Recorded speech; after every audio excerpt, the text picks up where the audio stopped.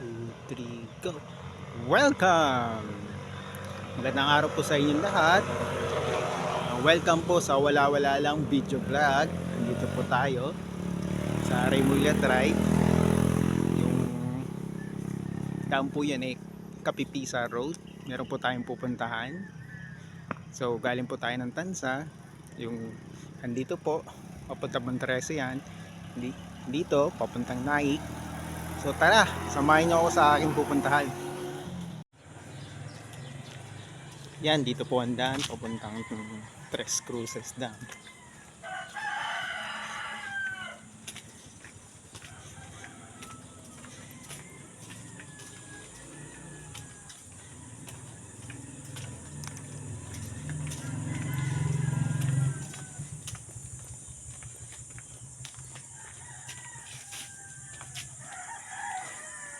Load.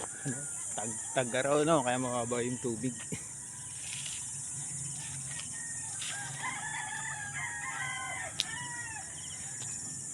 Yan, nandito na po tayo sa Tres Cruces Dam na matatagpuan po sa Barangay Tres Cruces dito po sa bayan ng Tansa.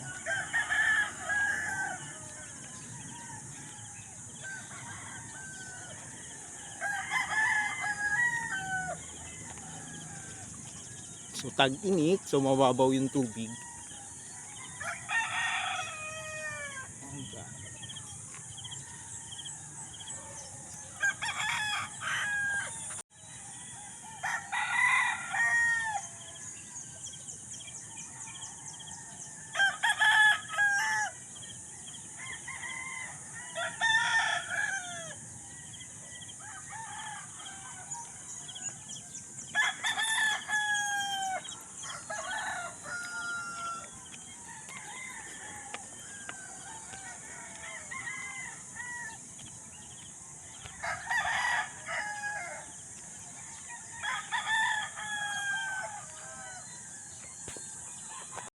So nakikita po natin ang lawa ng Tres Cruces. So ayon po sa kasaysayan, nung panahon daw ng mga Espanyol, ginawa itong dam kasi sa area doon maraming palayaan, maraming taniman ng mga pagkain. So sayang hindi na-maintain kasi madami pa rin naman nagtatanim doon sa bandang lugar na doon.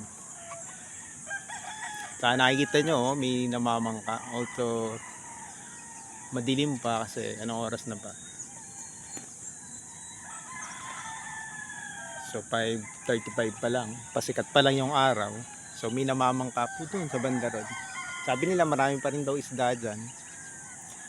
Medyo mababaw yung tubig kasi tag-init. At puro water lily.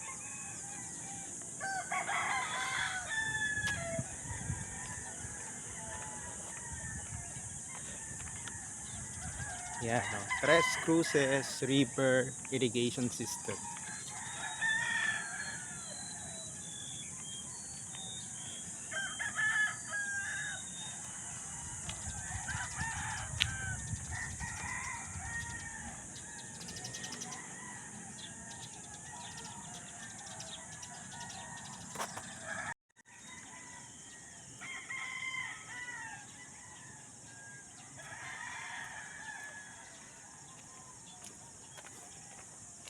May hagdan pala pababa.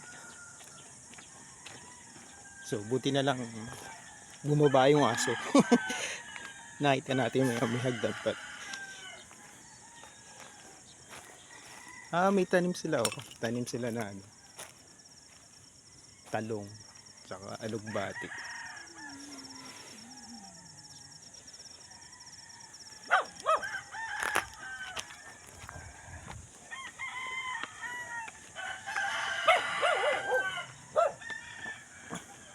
Yan, dito po yung entrance papuntang Tres Cruces to. So yan po yung barangay hall ng Tres Cruces. So kung pupunta po kayo ng Naik, dito po kayo pupunta. Huwag po kayong dediretso kasi dead end yan. So kung galing naman kayo ng Naik at dyan kayo naman, dyan kayo lalabas. Then papunta roon ang papunta doon sa 13. At dyan po natatapos ang ating paglalakbay sa munting paglalakbay sa Tres Cruces na hanggang sa muli. Ito po yung ating wala lang video vlog. Bye bye.